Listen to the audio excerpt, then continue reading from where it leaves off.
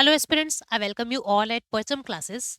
आज की क्लास में आपके डिमांड के अकॉर्डिंग मैं माइक्रो इकोनॉमिक्स की मैराथन लेके आई हूँ, जिसके अंदर आपको माइक्रो इकोनॉमी के एमसीक्यू प्रैक्टिस जो है वो मिल जाएंगे। किस किस तरीके के क्वेश्चन अलग अलग एग्जामिनेशन में आए हुए हैं और किस किस तरीके के प्रश्न आगे बनने की संभावना है, किस तरीके से आपको कौन से प्रिपेयर करने हैं, इन सब चीजों के बारे में अपन यहाँ पे डिटेल में देख लेंगे।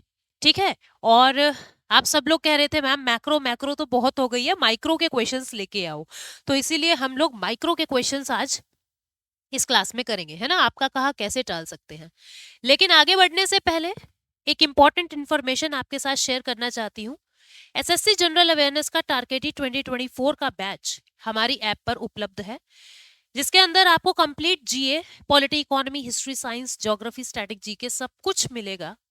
सब कुछ रिकॉर्डेड फॉर्मेट में आपको मिलेगा विद डाउनलोडेबल पीडीएफ्स।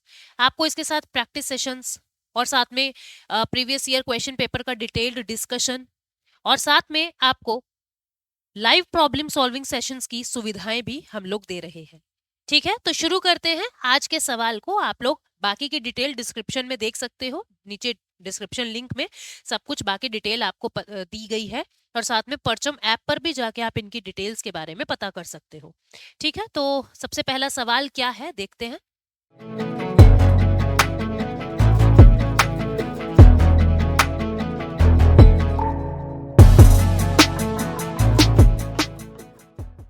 पहला क्वेश्चन है बहुत ही आसान कि किसी भी अर्थव्यवस्था में फिशरी कौन से सेक्टर का पार्ट होता है। तो मैंने आपको बताया था कि कोई भी वो चीज जो नेचर आपको देता है वो क्या होता है, वो प्राइमरी सेक्टर होता है। कोई भी वो जो नेचर आपको दे रहा है, और मछली को इंसान ने नहीं बनाया, फिश को नेचर ने बनाया है, तो नेचुरल है, प्राइमरी सेक्टर इसका हिस्सा आ जाएगा। टर्शरी के अंदर सारी सर्विसेज आती हैं, सेकेंडरी के अंदर मैन्युफैक्चरिंग एक्टिविटीज आती है, तो इसका आंसर क्या आ जाएगा, प्राइमरी। नेक्स्ट क्वेश्चन है, who among the following first argued that in the face of high deficit people save मोर। किसने ये कहा कि जब डेफिसिट ज्यादा होगा तो लोग जो हैं वो ज्यादा बचाएंगे, बचत ज्यादा करेंगे। जब घाटा ज्यादा होना लग जाएगा तो दुनिया कमाने की तरफ नहीं दौड़ेगी, बचत की तरफ दौड़ेगी। ये बात डेविड रिकार्डो ने कही थी। डेविड रिकार्डो ने 1817 में अपनी बुक लिखी थी, इकोनॉमी एंड पॉलिटिकल एक्सटेंशन करके। उस किताब के अंदर इसने ये वाली बात जो है वो कही थी। ठीक है, नेक्स्ट क्वेश्चन क्या कहता है, what is the emigration of a significant proportion of a country's highly skilled, highly educated professional population to other social opportunities called? जब आपके देश का एक बेहतरीन दिमाग, आपके देश की हाईली स्किल्ड पॉपुलेशन दूसरे देश में जा रही है किसी भी पर्पस के लिए, जॉब्स यहाँ नहीं मिल रही तो बाहर देखने जा रहे हैं, तो हम इस चीज को क्या कहेंगे, इस चीज को हम लोग ब्रेन ड्रेन कहते हैं। क्या कहते हैं, ब्रेन ड्रेन कहते हैं। ठीक है, तो answer is brain drain. Now the next question is, in the context of economics, what does P stands for in EPF? EPF क्या होता है, एम्प्लॉयमेंट प्रोविडेंट फंड। तो P का मतलब क्या हो गया, प्रोविडेंट। P का मतलब क्या हो गया, प्रोविडेंट। तो answer will B provident. Now the next question is, which branch of economics deal with the depletion of natural resources, stock and pollution which are a result of rapid economic development? क्या कहता है कि अर्थशास्त्र की वह कौन सी शाखा है जो प्राकृतिक संसाधन से रिलेटेड बात कर रही है। तो सीधी बात है, रिसोर्सेज की, पॉल्यूशन की, स्टॉक्स की, इनकी बात हो रही है, तो हम एनवायरमेंट की बात कर रहे हैं, तो ये क्या आ जाएगा, एनवायरमेंटल इकोनॉमिक्स। ठीक है। Now the next question is, an economy in which both the private sector and the government are involved. एक ऐसा क्षेत्र जिसमें प्राइवेट और पब्लिक दोनों हैं, तो उसको क्या कहेंगे, मिक्स्ड इकोनॉमी। उसको क्या कहेंगे, मिक्स्ड इकोनॉमी। ठीक है। और जो आपका प्राइवेट सेक्टर होता है जिसके अंदर सिर्फ प्राइवेट सेक्टर, उसको हम क्या कहते हैं, उसको कहते हैं कैपिटलिस्ट इकोनॉमी। क्या कहते हैं, कैपिटलिस्ट इकोनॉमी। जिसमें सिर्फ पब्लिक सेक्टर होता है उसको हम क्या कहते हैं, सोशलिस्ट इकोनॉमी। और जिसके अंदर दोनों हो उसको हम क्या कहते हैं, मिक्स्ड इकोनॉमी। तो इसका आंसर क्या आ जाएगा, mixed. Now the next question is, all monetary transfer और kinds sent by migrants to their place of origin. जैसे मेरा प्लेस ऑफ ओरिजिन है इंडिया, ठीक है, लेकिन मेरी जॉब लग गई अमेरिका में। अब अमेरिका में मेरी जितनी भी कमाई हो रही है उसका एक हिस्सा मैं इंडिया में भेज रही हूं, तो इस अमाउंट को आप क्या कहते हो, इसको हम क्या कहते हैं, इसको कहते हैं हम कहते हैं रेमिटेंस। क्या कहते हैं इसको, रेमिटेंस। और इंडिया रेमिटेंस में टॉप पे है क्योंकि इंडिया के सबसे ज्यादा बच्चे विदेशों में हैं। ठीक है, तो आंसर क्या आ जाएगा, रेमिटेंस। नेक्स्ट क्वेश्चन है, people like small farmer and seasonal worker who regularly move in and out of poverty. ये आपकी पॉवर्टी लाइन है, ये कभी ऊपर है कभी नीचे है, कभी ऊपर है कभी नीचे है, तो इसको क्या कहते हैं, चर्निंग पुअर। कभी ऊपर है कभी इन है कभी आउट है, ठीक है, इसको कहते हैं चर्निंग पुअर। नेक्स्ट क्वेश्चन क्या कहता है, Which of the following activities can be classified as a part of secondary sector of an economy? अब secondary sector मैंने आपको बताया था, जितने भी finished products बनते हैं, जितने भी finished good बनते हैं, वो secondary sector का हिस्सा है। जैसे आपकी मैन्युफैक्चरिंग इकोनॉमी पूरी की पूरी secondary sector का हिस्सा है, ठीक है। तो लीगल कंसल्टिंग नहीं, ये तो सर्विस है, ये तो टर्शरी का हिस्सा है। टी प्लांटेशन, ये तो खेती से रिलेटेड है, ये तो प्राइमरी का हिस्सा है। बैंकिंग, ये भी सर्विस है, ये भी टर्शरी का हिस्सा है। लेकिन फार्म इक्विपमेंट मैन्युफैक्चरिंग, जहां पे आपके फार्म्स के इक्विपमेंट को मैन्युफैक्चर किया जा रहा है, वो आपके सेकेंडरी सेक्टर का हिस्सा है, ठीक है। जहां पे आपके कैपिटल गुड्स बनाए जा रहे हैं, वो आपकी सेकेंडरी सेक्टर का हिस्सा है। तो answer will be C. Next question है, मिक्स्ड इकोनॉमी क्या होता है, जहां को एग्जिस्टेंस हो पब्लिक का और प्राइवेट का, जो मैंने आपको अभी बताया कि a presence of subsistence and commercial farming, no. Coexistence of traditional and modern industry, no. A market system of resource allocation, commerce and trade in which free market coexist with government intervention, जहां पे free market भी है और government intervention भी है, उसको हम mixed economy कहते हैं। Presence of domestic and foreign investment, ये भी नहीं है, तो आंसर क्या आ जाएगा, C, ठीक है। Now the next question is, which of the following is an economic system in which capital goods are owned by private individuals or business and the production of goods and services is based on supply and demand in general market? ये क्या कह रहा है कि जहां पे जितने भी कैपिटल गुड्स हैं, जितने भी फैक्ट्री के गुड्स हैं, जितनी भी मशीनें हैं, उनको प्राइवेट लोगों ने हथियाया हुआ है, प्राइवेट लोगों का ओनरशिप है, ठीक है। और प्रोडक्शन गुड्स एंड सर्विसेज का वो डिमांड और सप्लाई पे डिपेंड कर रहा है, यानी कहीं भी सरकार तो नहीं आई, कहीं पे गवर्नमेंट तो नहीं आई, सब कुछ प्राइवेट के हाथ में है या डिमांड एंड सप्लाई के हाथ में है। तो इसको हम क्या कहते हैं, इसको कहते हैं कैपिटलिस्ट इकोनॉमी। क्या कहते हैं, capitalist economy. Now the next question is, which of the following is a tertiary economic activity? Tertiary economic activity means service से रिलेटेड। फार्मिंग तो प्राइमरी है, ठीक है, हंटिंग शिकारी ये भी प्राइमरी है, विविंग जो है वो आपके सेकेंडरी में आ जाए, वो आपके सेकेंडरी में आ जाएगा, ये क्या कह रहे हैं, टर्शरी, ठीक है। और ट्रेडिंग, ट्रेडिंग जो है वो सर्विस होती है, ये ही आपकी टर्शरी के अंदर आएगा। This is secondary, this is primary, primary, और आंसर क्या आ जाएगा, टी से ट्रेडिंग, टी से टर्शरी, ठीक है। Now the next question is, क्या कहता है, income and employment theory is the other name for which branch of economy? Income और एम्प्लॉयमेंट थ्योरी जिसके अंदर हम पढ़ते हैं वो क्या है, आय और रोजगार सिद्धांत जिसमें हम पढ़ते हैं वो क्या है, वो आपकी माइक्रो इकोनॉमी का सिस्टम होता है, ठीक है। Micro economy, income sorry macro economy, income यानी नेशनल इनकम, एम्प्लॉयमेंट यानी देश की प्रॉब्लम है। तो इनकम और एम्प्लॉयमेंट ये दोनों थ्योरी किससे जुड़ी हुई है, ये पूरे देश की समस्या है, तो मैक्रो लेवल की है, तो मैक्रो इकोनॉमी का हिस्सा है। Next question, dash is defined as the study of behavior of individual decision making units such as consumers, resource owners and firm।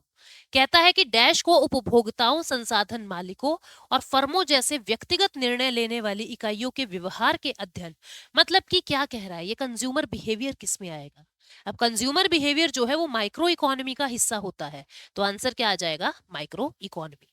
Next question है, the concept of wages, rent, interest, profit, land, labour, capital, ये सब किसका हिस्सा है, macro का है, ठीक है।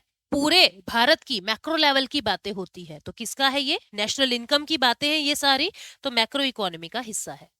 In dash economies all productive resources are owned and controlled by government. जहां पे सारे प्रोडक्टिव रिसोर्सेज गवर्नमेंट के द्वारा कंट्रोल किए जाते हैं, उसको हम क्या कहते हैं, उसको कहते हैं सोशलिस्ट इकोनॉमी। क्या कहते हैं, सोशलिस्ट इकोनॉमी, ठीक है। Next, private ownership of the means of production is a feature of dash. मतलब कि हर चीज का प्राइवेट ओनरशिप, हर चीज के ऊपर प्राइवेट लोगों का हाथ है, तो उसको हम क्या कहेंगे, वो कैपिटलिस्ट है। सरकार सोशलिस्ट है, मिक्स्ड मतलब दोनों है, डुअल इकोनॉमी कुछ होता ही नहीं है।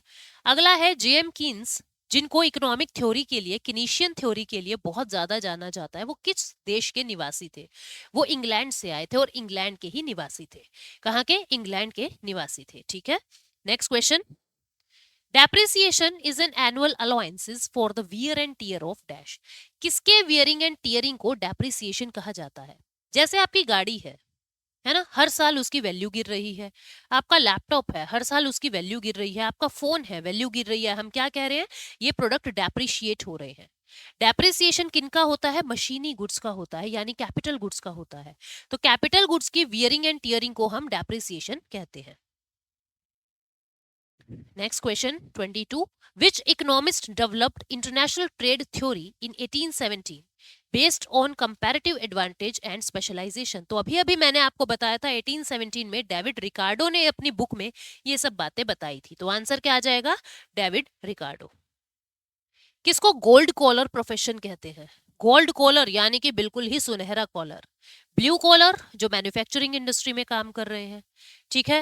व्हाइट कॉलर जो सर्विस इंडस्ट्री के अंदर काम कर रहे हैं। समझ रहे हो, गोल्ड कॉलर किसको कहते हैं, गोल्ड कॉलर मतलब जो बिल्कुल ही हाईली एडमिनिस्ट्रेटिव बॉडी पोस्ट पे बैठे हैं।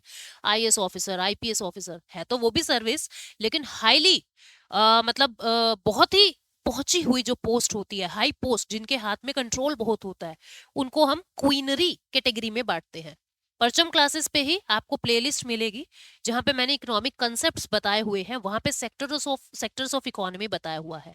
वही मैंने क्वीनरी के बारे में बताया है, क्वार्टरनरी के बारे में बताया है। आप एक बार उस वीडियो को सुन लेना, लगभग 10 मिनट की वीडियो है मुश्किल से। तो क्वीनरी जो है, क्वीनरी सर्विसेज, जिसके अंदर आपके आईपीएस आईएएस ऑफिसर्स आ जाते हैं, मंत्री लोग आ जाते हैं, मिनिस्टर्स, कैबिनेट मिनिस्टर, ये सब गोल्ड कॉलर प्रोफेशन के अंदर आएंगे। तो आंसर क्या आएगा इसका, D. Answer will B D. ठीक है, now the next question is, in which year was the first industrial policy based on the mixed economy? Mixed economy पे आधारित सबसे पहले कौन से साल में इंडस्ट्रियल पॉलिसी आई थी, 1948 में। कब, 1948 में। नेक्स्ट क्वेश्चन है, which of the following is working capital in the farming sector? अब दो तरीके की होती है, एक वर्किंग कैपिटल, एक फिक्स्ड कैपिटल। फिक्स्ड कैपिटल तो इररिस्पेक्टिव ऑफ योर प्रोडक्शन आपको वो खरीदनी ही पड़ेगी। जैसे कि आपने मान लो थ्रेशिंग मशीन ले आए, अब चाहे फसल हो या ना हो आपको वो खरीदनी पड़ेगी।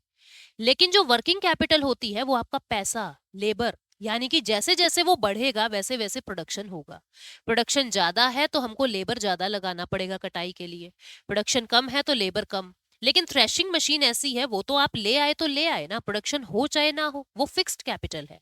तो वर्किंग कैपिटल में पैसा, लेबर, ये सब आ जाएंगी। ये कह रहा है कौन एक capital, working capital in the निम्नलिखित में से कौन कृषि क्षेत्र में कार्यशील पूंजी है। वो पूछ रहा है कि वर्किंग कैपिटल कौन सी है, मनी। ठीक है, क्योंकि लैंड भी इररिस्पेक्टिव ऑफ योर प्रोडक्शन, आपने जमीन खरीद ली, चाहे अब उसके ऊपर प्रोडक्शन हो या ना हो, आपके पैसे तो लग गए। ऐसे ही ट्रैक्टर, ऐसे ही थ्रेशिंग मशीन, लेकिन पैसा according to your production vary करेगा। ठीक है, तो आंसर क्या आएगा, बी, मनी। नेक्स्ट क्वेश्चन है, इनमें से कौन एक प्राइमरी एक्टिविटी नहीं है? तो आपको पता है एग्रीकल्चर प्राइमरी है, माइनिंग प्राइमरी है, फिशिंग प्राइमरी है, कंस्ट्रक्शन जो है वो प्राइमरी में नहीं आता। तो आंसर क्या आ जाएगा, B. Which of the following is not a capital good? इनमें से क्या एक कैपिटल गुड नहीं है? टूल्स है, मशीन है, फूड एंड क्लोथिंग है, या ट्रक है? अब मशीन, ट्रक, टूल्स ये तो है ही आपके कैपिटल गुड, पर फूड एंड क्लोथिंग डिपेंड करता है बाकी चीजों पर भी।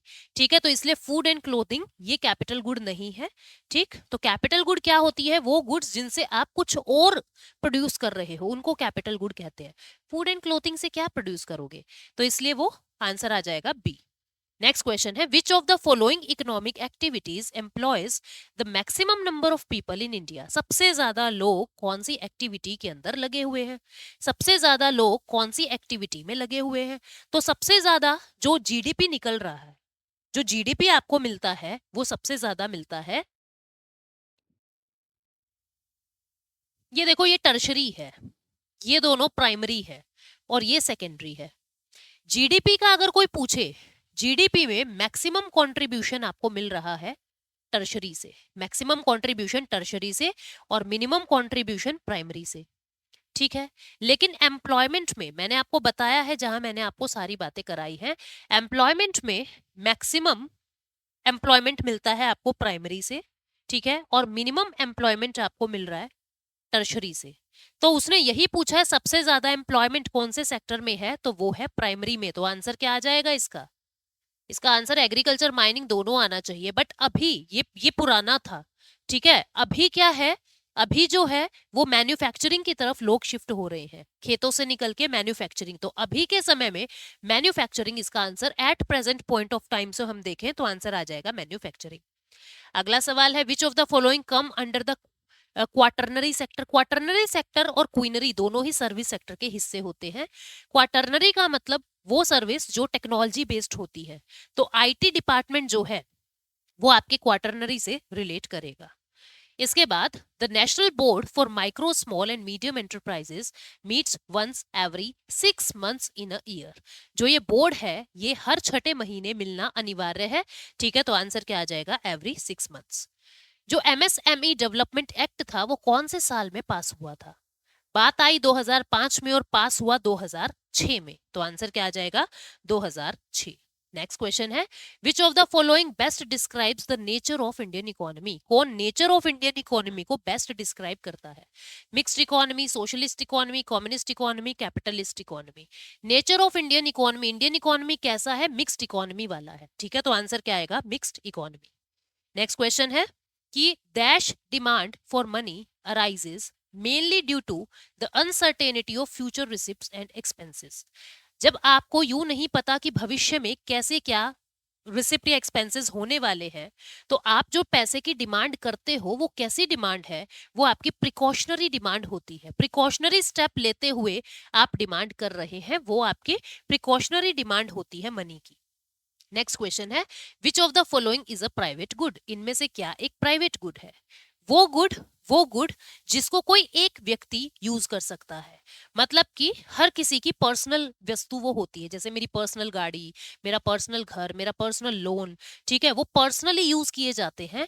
तो आंसर क्या आ जाएगा, a good that is consumed bye a single person और हाउस होल्ड। समझ गए, ठीक है। जो हर किसी के लिए होता है वो तो पब्लिक गुड हो गया, ठीक है, वो तो पब्लिक गुड हो गया। हमसे पूछा है प्राइवेट गुड, तो private good that is consumed by single person और हाउस होल्ड, ठीक है, D will be the answer. Now the next question है, what kind of relationship exist between income and demand in case of normal good. Normal good जो होते हैं वो कौन से होते हैं? वो होते हैं जहां पे जैसे ही आपकी इनकम बढ़े आप उनकी डिमांड बढ़ा दो। ये वो गुड्स है जिनको आप आज नहीं खरीद रहे क्योंकि आपकी जॉब नहीं लगी, जैसे ही आपकी जॉब लगेगी आप भी उनकी डिमांड करने लग जाओगे। यानी जैसे ही आपकी इनकम बढ़ी आप उन चीजों की डिमांड करने लग जाओगे। तो नॉर्मल गुड इनकम बढ़ने पर डिमांड बढ़ाते हैं, यानी कि इनका डायरेक्ट रिलेशनशिप होता है, ठीक है। इनकम और डिमांड का डायरेक्ट रिलेशनशिप, एक चीज बढ़ रहेगी तो दूसरी भी बढ़ रही है। नेक्स्ट क्वेश्चन है, what is the change in total utility due to consumption of one additional unit of an item. देखो, एडिशनल शब्द का मतलब ही क्या होता है, मार्जिनल। एडिशनल मतलब मार्जिनल, या मैं कहूं मार्जिनल मतलब एडिशनल। मतलब कि मान लीजिए एक क्लास में 30 पर्सन है, एक क्लास में 30 पर्सन है, and everyone making is one cake, यानी टोटल केक कितने हो गए, 30 केक्स बन गए। हर इंसान एक केक बना रहा है तो 30 केक बन गए। अब हमने कुछ एक्स्ट्रा केक बनवाने के लिए 31st पर्सन को और बुला लिया, और उस 31st पर्सन ने आके 3 केक्स बना दिए, ठीक है, 3 केक्स बना दिए। तो टोटल केक तो हो गए कितने, 33, और मार्जिनल केक कितने हो गए, मतलब जो एक्स्ट्रा ने काम किया वो हो गया 3, ठीक है, समझ गए। यानी एडिशनल शब्द आते ही दिमाग में मार्जिनल आ जाएगा, तो इसको भी हम क्या कहेंगे, मार्जिनल यूटिलिटी। कहते हैं ना, मार्जिन छोड़ दो कपड़े में, कल को मोटे हो गए तो खोल लेंगे। मार्जिन का मतलब ही होता है एडिशनल या एक्स्ट्रा, ठीक है। तो अगला क्वेश्चन क्या कहता है, as per the law of demand if all other commodities remain the same then the relation between demand and price. कह रहा सब कुछ सेम है, डिमांड और प्राइस में रिलेशन बताओ। प्राइस ज्यादा तो डिमांड कम, यानी नेगेटिव रिलेशन है, ठीक है। आंसर क्या आ जाएगा, नेगेटिव रिलेशन, उल्टा रिलेशन है। अगला सवाल, dash is a type of good for which demand increases as its price increases. Price बढ़ रहा है डिमांड भी बढ़ रहा है, कौन सी थी, दो ही गुड बताई थी। एक तो बताई थी वेबलन गुड जो सुपर रिच क्वालिटी की गुड थी जैसे डायमंड, ठीक है। एक तो वेबलन गुड जो आपको ऑप्शन में नहीं दिख रहा है। एक गिफन गुड बताई थी जिसका ऑल्टरनेटिव आपको नहीं मिल रहा था। तो आंसर क्या आ जाएगा, गिफन गुड। क्या आंसर आ जाएगा, गिफन गुड, ठीक है, मजबूरी वाली गुड। अब अगला सवाल, for which for economist dash refers to the amount of a product or service that people are both willing and able to buy। Economist क्या कहते हैं किस चीज को हम कहते हैं? जब किसी प्रोडक्ट के लिए आप अफोर्डेबिलिटी भी दिखा रहे हो, विलिंगनेस भी दिखा रहे हो और एबल हो उसको खरीदने में, तो हम क्या कहते हैं? उसको डिमांड कहते हैं। जल्दी से परचम क्लास की प्लेलिस्ट पे जाना, जहां मैंने कंप्लीट इकोनॉमी की 36 वीडियो ली हुई है, ठीक है, और उसके अंदर मैंने आपको हर एक कंसेप्ट को डिटेल में एक्सप्लेन किया हुआ है, तो वहां देखना डिमांड किसको कहते हैं। ठीक है, तो डिमांड यही होता है जब कोई पर्सन विलिंग है और एबल भी है कुछ किसी चीज खरीदने के, तो उसको हम डिमांड कहेंगे। विलिंग है और एबल नहीं है, उसको डिमांड नहीं कहेंगे। In economic terms what do we mean by intermediate goods? Intermediate good का क्या मतलब है? वो गुड जिससे हम कुछ और चीज बना रहे हैं। Goods sold between industries for resale और production of other good. Goods in transit before reaching the consumer. Prices of goods without GST. Fixed asset used by manufacture. तो ये तो खत्म हो गया। जो गुड जो है इंडस्ट्री सेल कर रहा है या रीसेल के लिए, ताकि इससे कुछ और चीज भी आप बना सको, उसको हम इंटरमीडिएट गुड कहते हैं। जैसे चीनी, चीनी से हम चाय बना रहे हैं, चीनी से हम बहुत सारे बेकरी के बिस्किट बना रहे हैं। तो चीनी जो है, जो बेकरीज के अंदर क्या है, एक इंटरमीडिएट गुड है। ठीक है, उसको रीसेल करने के लिए और किसी और चीज को बनाने के लिए हम यूज कर रहे हैं। अगला सवाल है, the demand for a commodity or service which is a consequence of the dash for something else is called। क्या कहता है? किसी भी कॉमोडिटी की या सर्विस के लिए demand which is consequences of the dash for something else। देखो, कहता है कि which is consequences of the, ये दो डैश गलत दिए हुए हैं। डिराइव डिमांड कहते हैं इसे, derive demand. The demand for a commodity or service which is a consequence of the derived demand। derived demand क्या होता है? जहां पे एक चीज के कारण दूसरे चीज का डिमांड बढ़ रहा है।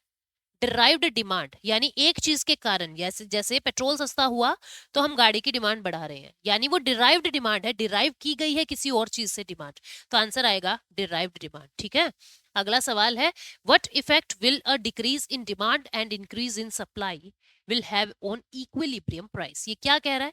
डिमांड तो आपकी इंक्रीज हो रही है, डिमांड डिक्रीज हो रही है, और सप्लाई जो है वो इंक्रीज हो रही है। डिमांड कम सप्लाई ज्यादा, क्या होता है? क्या होता है? Price will fall. क्या होएगा? Price will fall. सप्लाई ज्यादा है, डिमांड कम है, प्राइस जो है वो गिर जाएंगे, यानी equilibrium price will fall. Price जो है वो कम हो जाएंगे। नेक्स्ट क्वेश्चन कहता है, what would happen to the demand curve when there is an increase in the price of substitute product? समझना, ये क्या कह रहा है? कह रहा है ये आपका डिमांड कर्व था, जहां पे आपका ये प्राइस है, ये डिमांड है। अब आपका प्राइस तो उतना ही है, लेकिन आपके सब्स्टिट्यूट प्रोडक्ट का जो प्राइस है वो बढ़ रहा है। सब्स्टिट्यूट प्रोडक्ट का यानी उससे जुड़ा हुआ जो जो उसको रिप्लेस करने वाला प्राइस है, जैसे चाय और कॉफी, है ना, चाय और कॉफी के चाय के प्राइसेस तो उतने ही हैं, लेकिन कॉफी के जो प्राइस हैं वो बहुत बढ़ रहे हैं।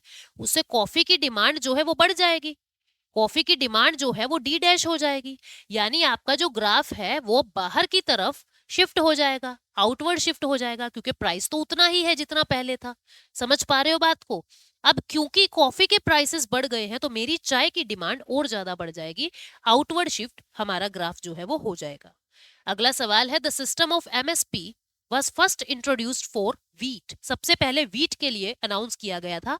अभी 23 क्रॉप्स ऐसी हैं जिसके लिए एमएसपी जो है वो अनाउंस किया जाता है, सबसे पहले व्हीट के लिए किया गया था। नेक्स्ट क्वेश्चन है, who among the following is chairman of NITI Aayog? NITI Aayog का चेयरमैन कौन है? तो नरेंद्र मोदी जी नीति आयोग के चेयरमैन है। जो भी प्रधानमंत्री होते हैं वो ही नीति आयोग के चेयरमैन होते हैं। 1 जनवरी 2015 को नीति आयोग अस्तित्व में आता है, इसने प्लानिंग कमीशन को रिप्लेस कर दिया है। तो प्लानिंग कमीशन के चेयरमैन भी पीएम थे, नीति के चेयरमैन भी पीएम है। ठीक है, नेक्स्ट क्वेश्चन क्या कहता है, which of the following is not a feature of food security?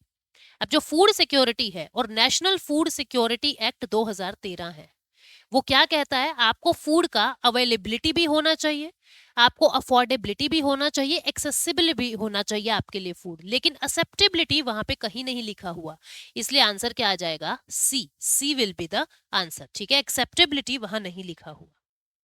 Next question है, in the context of agricultural cost in India what is MSP? MSP क्या होता है? Minimum support price. ठीक है, क्या है? Minimum support price. इसके बाद नेक्स्ट क्वेश्चन है students, which of the following recommends MSP for crops in India? Crops के लिए भारत में एमएसपी अनाउंस कौन करता है? एमएसपी अनाउंस करता है सीएससीपी वाले, commission for agriculture cost and prices. CSCP वाले एमएसपी अनाउंस करते हैं। और आपको पता है 23 फसलों के लिए एमएसपी आता है, लेकिन जो शुगर केन है, जो गन्ना है, उसके लिए जो प्राइस डिसाइड होता है ना, उसको हम एमएसपी ना कह के एफआरपी कहते हैं। ठीक है, remunerative price, fair and remunerative price उसको कहते हैं शुगर कॉर्न केन के लिए। तो एमएसपी सीएससीपी वाले अनाउंस करते हैं। कहते हैं which of the following is the base year of new WPI यानी wholesale price index series effective from April 2017? 2017 से जो इफेक्टिव था उस डब्ल्यूपीआई का बेस ईयर क्या है? 2011-12। पहले देखो बेस ईयर था 2004-5 और फिर इसको बढ़ा के कर दिया 2011-12। ठीक है, तो बेस ईयर क्यों बढ़ता है? जब प्राइसेस का गैप बहुत ज्यादा आने लग जाए उस समय बेस ईयर को बढ़ा दिया जाता है। नेक्स्ट क्वेश्चन क्या है? नेक्स्ट क्वेश्चन इज, भारत में खाद्यान्न का बफर स्टॉक यानी who maintains a buffer stock of food grains in India? Bharat में बफर स्टॉक कौन मेंटेन करता है? बफर स्टॉक क्या होता है? जब एक्सेस आउटपुट निकल जाए, जब एक्सेस आउटपुट आ जाए, उस वक्त हम क्या करते हैं, कुछ फसलों को अपने यहाँ पे स्टॉक करके रख लेते हैं कि जब कभी मजबूरी होगी, जब कभी मुसीबत में होंगे, तब हम इनको बेच देंगे सस्ता सस्ता अपने देश में। जैसे अभी कोविड आया तो हमने क्या किया, उनको बेच दिया। ठीक है, तो यही पूछा जा रहा है कि बफर स्टॉक कौन रखता है? एफसीआई वाले, food corporation of India. NAFED, NAFED का पूरा नाम सुन लीजिए, national agriculture cooperative marketing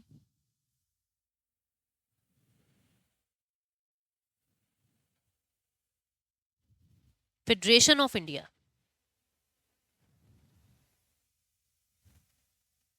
NAFED 1956 में बनता है, 1958 में बनता है, सॉरी। ठीक है, और इसका काम क्या होता है? पूरे एग्रीकल्चरल डिपार्टमेंट की जो प्रोक्योरमेंट होती है नेफेड करता है। मिनिस्ट्री ऑफ एग्रीकल्चर आपको पता ही है। फिकी क्या है? Federation of Indian chamber of commerce and industry. ठीक है, जो भी व्यापारी वर्ग है उसका एक फेडरेशन है, उसको फिकी कहते हैं। एफसीआई है फूड कॉर्पोरेशन ऑफ इंडिया, जो बफर स्टॉक रखता है। तो आंसर क्या आएगा? एफसीआई, जो 1965 में बना था। For which crops fair and remunerative price is announced? अभी बताया है एफआरपी किसके लिए अनाउंस होता है? शुगर केन, गन्ने के लिए। तो आंसर क्या आ जाएगा? Sugar cane. ठीक है, नेक्स्ट क्वेश्चन क्या कहता है? नेक्स्ट क्वेश्चन इज कि एमएसपी किस पर्पस के लिए होता है, फार्मर्स को कैसे प्रोटेक्ट करता है? देखो, जब कभी भी बहुत ज्यादा प्रोडक्शन हो जाए, अब एक्सेस प्रोडक्शन के कारण होगा क्या कि जो आपके प्राइसेस हैं प्रोडक्ट के, वो गिर जाएंगे। जब सप्लाई ज्यादा है, डिमांड उतनी ही है, तो प्राइस तो गिरेगा। अब किसान की तो लागत पूरी लगी हुई है, तो सरकार क्या कहती है? घबराओ मत, मिनिमम इतना तो हम आपको देंगे ही देंगे। और ये जो एमएसपी है ना, ये बिफोर सोइंग ही अनाउंस कर दिया जाता है। तो किसान को पता होता है कि मुझे इतना पैसा तो मिलेगा ही मिलेगा, बिफोर सोइंग इसको अनाउंस करते हैं। ठीक है, तो इसलिए ये क्या करता है, जब फॉल इन प्राइस हो जाए ड्यूरिंग बम्पर प्रोडक्शन, मार्केट में उसको कम पैसा मिले, तब सरकार उसको पैसा दे रही है, जिसको एमएसपी कहा जाता है। ठीक है, तो इस चीज से वो प्रोटेक्ट हो जाता है। अगला सवाल है, विच theory in economic purpose that countries export what they can most efficiently and plentiful produce? कि कंट्री वही चीज एक्सपोर्ट करती है जो वो आसानी से और ज्यादा कुशलता पूर्वक बाहर भेज सकते हैं। ठीक है, तो ये कौन सा मॉडल था? ये हेक्सर एंड ओहलिन मॉडल इस बात को कहता है। इस मॉडल को याद रखना, इसको 2x2 मॉडल के नाम से भी जाना जाता है। ठीक है, इसको 2x2 मॉडल के नाम से भी जाना जाता है। ठीक, नेक्स्ट क्वेश्चन क्या है? ओएनजीसी विदेश लिमिटेड, है ना, यही पढ़ा था हमने। ओएनजीसी विदेश लिमिटेड ये सब्सिडरी है Indian public sector enterprises oil and natural gas corporation की। तो ओएनजीसी विदेश लिमिटेड। अगला सवाल है, the proportion of small increase in income, यानी कि इनकम पहले से इंक्रीज हो रही है। ठीक है, इंक्रीज हो गई, और इसके कारण कंजम्पशन एक्सपेंडिचर भी इंक्रीज हो रहा है, यानी कि मेरा कंजम्पशन भी पहले की तुलना में इंक्रीज हो रहा है, यानी चेंज इन इनकम भी हो रहा है, चेंज इन एक्सपेंड कंजम्पशन भी हो रहा है। तो इसको क्या बताया था मैंने, ये क्या होता है, चेंज इन इनकम, इनकम को वाई से दिखाते हैं माइक्रो इकोनॉमी में, change in income, change in consumption, इसको क्या कहते हैं, ये है मार्जिनल प्रोपेंसिटी टू कंज्यूम, कि कितना एक्स्ट्रा इनकम होने से उस एक्स्ट्रा इनकम का कितना हिस्सा आप कंज्यूम कर रहे हो, उसको हम एमपीसी यानी marginal production, marginal propensity to consume कहते हैं। तो आंसर क्या आ जाएगा, बी। अगला क्वेश्चन है, which of the following does not come under the category of public good, इनमें से क्या चीज एक पब्लिक गुड नहीं है। गवर्नमेंट एडमिनिस्ट्रेशन सभी का है, सिर्फ मेरा तो नहीं है, ठीक है। फूड आइटम, नेशनल डिफेंस सिर्फ एक का तो नहीं है, रोड सिर्फ एक के तो नहीं है, लेकिन फूड की आइटम हो सकता है, सिर्फ मेरा पार्ले जी है मैं शेयर नहीं करूंगी, मेरी मैगी है मैं शेयर नहीं करूंगी। फूड आइटम प्राइवेट हो सकती है, ये पब्लिक नहीं है, ठीक है।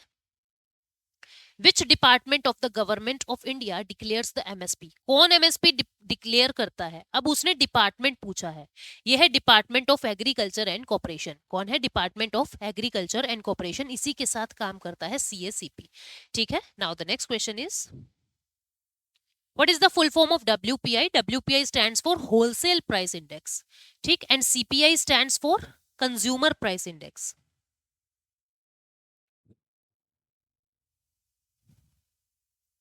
CPI stands for consumer price index and WPI stands for wholesale price index। CPI आपको गुड्स एंड सर्विसेज, दोनों की सर्विसेज के बारे में बताता है, ठीक है। It includes both goods and services, लेकिन ये जो है इंक्लूड्स ओनली गुड्स, ये सिर्फ गुड्स की प्राइसेस के बारे में बताता है, ठीक है। तो इसका आंसर क्या आ गया, wholesale price index. Next question है, which of the following does not have an opportunity cost. Opportunity cost क्या होता है, वैल्यू फोरगोन, वैल्यू फोरगोन, यानी जो वैल्यू चली गई, जो आपके हाथ से निकल गई, भाई ये चीज ना खरीदता तो मैं इसको इसमें इन्वेस्ट करता, ठीक है, इसको कहते हैं वैल्यू फोरगोन, अपॉर्चुनिटी कॉस्ट। जितनी भी फ्री गुड होती है उनका अपॉर्चुनिटी कॉस्ट जीरो होता है, जितनी भी फ्री गुड होती है उनका अपॉर्चुनिटी कॉस्ट जो है वो जीरो होता है, क्योंकि आपने हवा खाई फ्री की, तो उसकी वजह से कुछ नुकसान हुआ क्या, अरे हवा नहीं खाता तो मैं ये करता, ऐसा होता है क्या, नहीं, यानी उसकी सॉरी, यानी उसकी वजह से कोई भी वैल्यू फोरगोन हुई ही नहीं। अब देख लीजिए यहाँ पे ऐसी कौन सी चीज है, सनलाइट एक ऐसी चीज है, भाई अगर मान लो सोप में आपने निवेश कर दिया तो हो सकता है आपको चिप्स खाने का मन था, चिप्स चला गया हाथ से।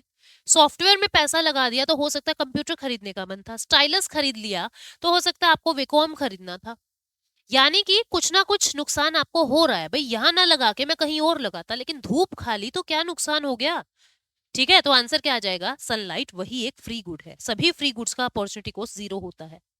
ट्रांसफॉर्मेशन कर्व को हम और क्या कहते हैं, प्रोडक्शन पॉसिबिलिटी कर्व।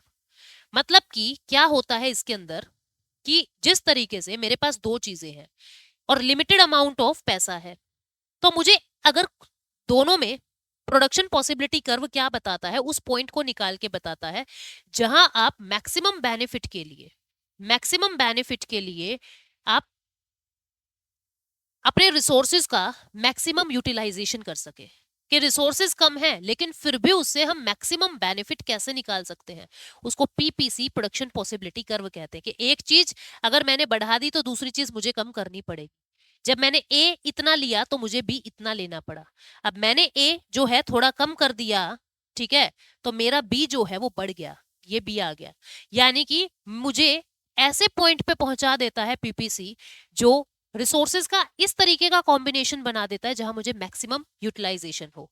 तो पीपीसी को ही हम ट्रांसफॉर्मेशन कर्व कहते हैं। अगला सवाल क्या है, dash refers to money that has already been spent and which can not be recovered. उस मनी को क्या कहते हैं जो चली गई और रिकवर भी नहीं हो सकती, हम क्या कहते हैं, हाय रे पैसा डूब गया, है ना, संक हो गया, संक कॉस्ट, इसको क्या कहते हैं, संक कॉस्ट। अगला सवाल, Which of the following is not a central economic problem solved by the PPC? PPC सब कुछ बताता है आपको, मैक्सिमम यूटिलाइजेशन, लेकिन वो ये नहीं बताता कि किस तरीके से ये तरक्की सस्टेन्ड रहेगी। सस्टेनेबल कंजम्पशन के बारे में वो कभी नहीं बताता कि मैं हमेशा निरंतर ये काम चलता रहे, ऐसी बात वो नहीं करता। तो आंसर क्या आ जाएगा? Sustainable consumption. अगला सवाल है, what is Gini coefficient used for? Gini coefficient किस चीज के लिए यूज किया जाता है? Gini coefficient is used for to measure income inequality. ठीक है, इनकम इनइक्वालिटी, ठीक है, कि किस किस वर्ग का व्यक्ति कितना कमा रहा है या किस वर्ग के व्यक्ति को कितना मिल रहा है। ठीक, to measure distribution of income, किस वर्ग के व्यक्ति को कितना इनकम मिल, मतलब ये इनइक्वालिटी को बताता है, मेनली इनइक्वालिटी को बताता है। ठीक है, आंसर क्या आएगा? इनइक्वालिटी।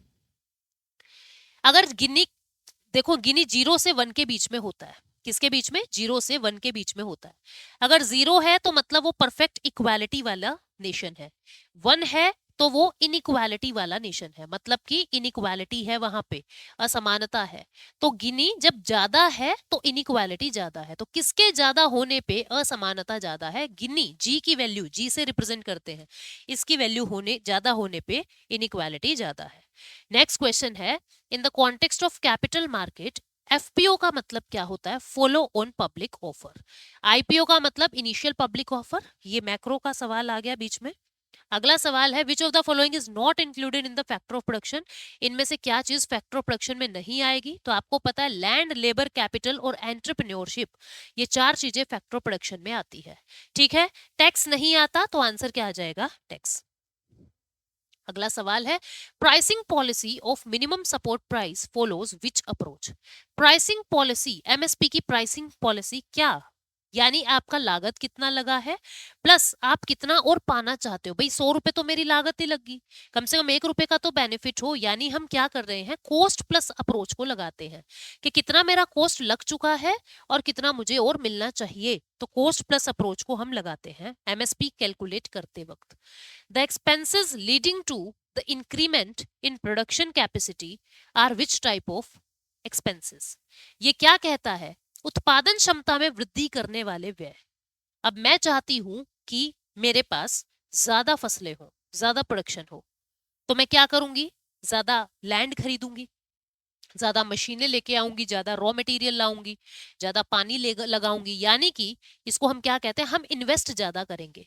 तो इन्वेस्टमेंट एक्सपेंडिचर इसका एग्जाम्पल आ जाएगा। नेक्स्ट क्वेश्चन है, a market structure which is dominated by only a small number of firms. बहुत कम नंबर ऑफ फर्म्स जहां होती है, कम का मतलब अल्प, अल्प मतलब अल्पाधिकार, ओलिगोपोली। परफेक्ट कंपटीशन में तो सेलर भी बहुत ज्यादा है और बायर भी बहुत ज्यादा है। मोनोपोली में सेलर तो 1 है, बायर बहुत ज्यादा है। ठीक है, मोनोपोलिस्टिक में बायर भी बहुत ज्यादा है, सेलर भी बहुत ज्यादा है। लेकिन ओलिगोपोली में लिमिटेड सेलर होते हैं, कुछ ही सेलर होते हैं। तो आंसर क्या आएगा? ओलिगोपोली। नेक्स्ट क्वेश्चन है, in economics buying an asset in one market and simultaneously selling an identical asset in another market at a higher price, इसको क्या कहते हैं? कहते हैं आप एक बाजार से सस्ते में चीज खरीद के दूसरे बाजार में महंगा बेच रहे हो, इसको हम कहते हैं आर्बिट्रेज। क्या कहते हैं इसको? आर्बिट्रेज। मोर्टगेज तो क्या होता है? गिरवी रखना। डिवैल्यूएशन, ये तो करेंसी डिवैल्यूएशन। डेप्रिसिएशन, किसी चीज की वैल्यू घटना। आर्बिट्रेज बचता है, तो आंसर क्या आ जाएगा? Arbitrage. The dash shows all the combination of two commodities that a consumer can afford at given market price and within the particular income level. कहता है कि उसको क्या कहेंगे जहां दो वस्तुओं के वो सारे पॉसिबिलिटीज, वो सारे कॉम्बिनेशन दिख जाए, जहां पे आप अपनी इनकम को मैनेज कर सको बाजार की कीमतों के साथ, कि मेरी इतनी इनकम है और मैं इस इनकम से बेस्ट रिसोर्सेज ले सकता हूं। उसको क्या कहते हैं? बजट बनाना, यानी बजट लाइन इसको कहते हैं, बजट लाइन। ठीक है, अगला क्वेश्चन क्या है, what does the Lawrence curve indicates? तो ये वाला कर्व मैंने आपको डिटेल में बताया हुआ है, जहां मैंने आपको पॉवर्टी बताया हुआ है। तो पॉवर्टी के टॉपिक पे जाना और वहां समझना लॉरेंस कर्व क्या होता है, मैक्स लॉरेंस ने दिया था। तो लॉरेंस कर्व आपके इनइक्वालिटी को बताता है। ठीक है, taxable income elasticity no, employment no, income distribution को बताता है, यानी इन इक्वालिटी को बताता है, इनकम डिस्ट्रीब्यूशन को बताता है। Which economist gave the theory of opportunity cost? Opportunity cost की थ्योरी किसने दी थी? गोटफ्राइड हैबरलर। और मैंने आपको बताया था अपॉर्चुनिटी कॉस्ट क्या होता है? वैल्यू फॉरगोन, और फ्री गुड्स का अपॉर्चुनिटी कॉस्ट हमेशा 0 रहेगा। ठीक है, नेक्स्ट क्वेश्चन क्या कहता है, when the output is equal to 0, जब आउटपुट 0 है तो वेरिएबल कॉस्ट क्या होगा? देखो स्टूडेंट्स, वेरिएबल कॉस्ट या फिक्स्ड कॉस्ट क्या होता है? वेरिएबल कॉस्ट का मतलब होता है जो वेरी करता है according to your raw material, according to your labour, according to your production.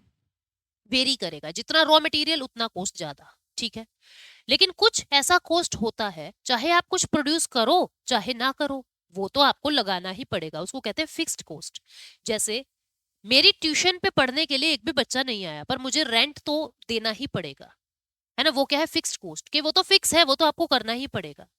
Variable cost क्या होगा? मेरे चौक, जितने ज्यादा बच्चे चौक, मतलब चौक भी नहीं कह सकते, एक बैठा हो चाहे 1000 बैठे हो, चौक तो उतना ही लगेगा। हम कह सकते हैं कि number of fan, number of fans, मतलब कि जितने ज्यादा पीछे तक बच्चे बैठे हैं उतनी ज्यादा मेरे पंखे चल रहे हैं, आप ऐसा समझ लीजिए, वेरी कर रहा है वो, ठीक है। तो वेरिएबल कॉस्ट यही कह रहा है कि जब आउटपुट हुआ ही नहीं, तो ना तो आपका रॉ मटेरियल लगा होगा, ना ही आपकी लेबर लगी होगी, यानी वेरिएबल कॉस्ट क्या है? जीरो है। वेरिएबल कॉस्ट क्या है? उस समय जीरो है। फिक्स्ड कॉस्ट लगा होगा, हाँ लैंड लगी होगी, आपकी मशीनें लगी होगी, लेकिन वेरिएबल कॉस्ट तो है वो जीरो है। नेक्स्ट क्वेश्चन पे, पर उससे पहले आपको मैं बता दूं कि अगर कोई व्यक्ति एसएससी इकोनॉमी और पॉलिटी की बिल्कुल बेस से तैयारी करना चाहता है, तो मेरे कोर्सेज अवेलेबल हैं परचम क्लासेस की ऐप पर। आप उन कोर्सेज में एनरोल करके बेस्ट तैयारी अपनी कर सकते हो, बिल्कुल क्रिस्प आपको हर तैयारी मिलेगी, ठीक है। तो आप लोग ऐप पर जाके बाकी डिटेल्स ले सकते हैं। सवाल है, what is the value of all tangible resources such as raw material and labour that are used in production process? कहता है कि वो सारी चीजें मिला दे जिसमें कच्चा माल, श्रम, सब कुछ आ गया, तो टोटल कॉस्ट जो आया उसको क्या कहते हैं? उसको कहते हैं रियल कॉस्ट। इसमें सब कुछ आ गया आपका, इसको क्या कहते हैं? Real cost. सारे टेंजिबल रिसोर्सेज आ जाते हैं, ठीक है, उसको कहते हैं हम रियल कॉस्ट। नेक्स्ट क्वेश्चन ये आपके लिए है, a market place in which final goods और service is bought and sold is called. जहां पे फाइनल गुड्स और सर्विस को खरीदा है, बेचा जाता है, उस मार्केट को क्या कहते हैं? ये सवाल आपके लिए है, और कमेंट सेक्शन में उम्मीद करती हूँ आप इसका आंसर बिल्कुल सही करेंगे, ठीक है। ये आपके 77 क्वेश्चंस जो हैं वो माइक्रो इकोनॉमी के बेस्ट क्वेश्चंस जो हो सकते हैं, वो मैंने आपके साथ शेयर किए। So thank you so much, मिलते हैं नेक्स्ट सेशन में।